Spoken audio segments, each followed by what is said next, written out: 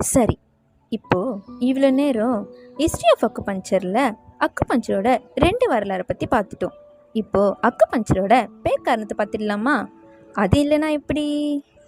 Acupuncture அப்படின்றது occurs பஞ்சுரான்ற Latin மொழியிலேருந்து வந்தது. அக்கஸ்னா நீடல், பஞ்சுரானா பஞ்சு. நம்மளோட உடல்ல நரம்புகள் எல்லா இடத்துலையும் உறுப்புகளிலும் பரவி இருக்கு.